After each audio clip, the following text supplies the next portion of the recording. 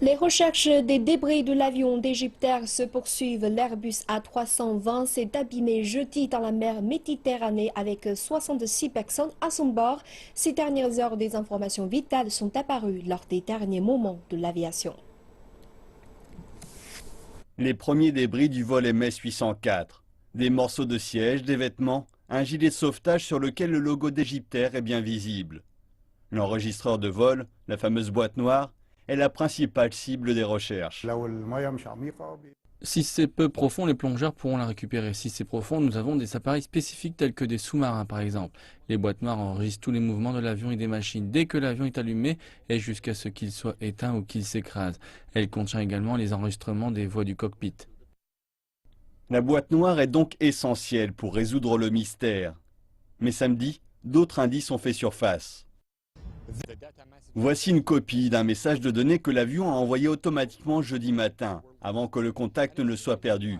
Un pilote expérimenté m'a expliqué ce qu'il signifiait exactement.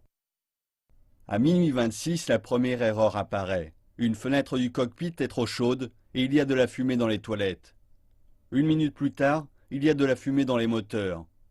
Voici la salle de contrôle de l'avion, juste sous le cockpit. À minuit 28, c'est une autre fenêtre du cockpit qui est trop chaude. Et à minuit 29, le pilote automatique tombe en panne. Quelques secondes plus tard, c'est tout le système de pilotage de l'appareil qui tombe en panne. Voici le message final du vol MS-804. Et ce que ces 3 minutes décrivent serait un incendie. Impossible par contre de savoir s'il est volontaire ou pas.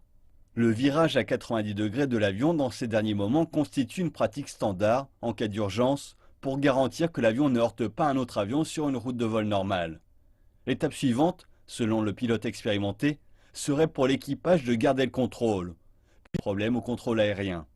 Mais cela ne s'est pas passé ainsi, et il appartient désormais aux équipes de recherche de retrouver la carcasse de l'avion et aux enquêteurs de découvrir ce qui est allé de travers.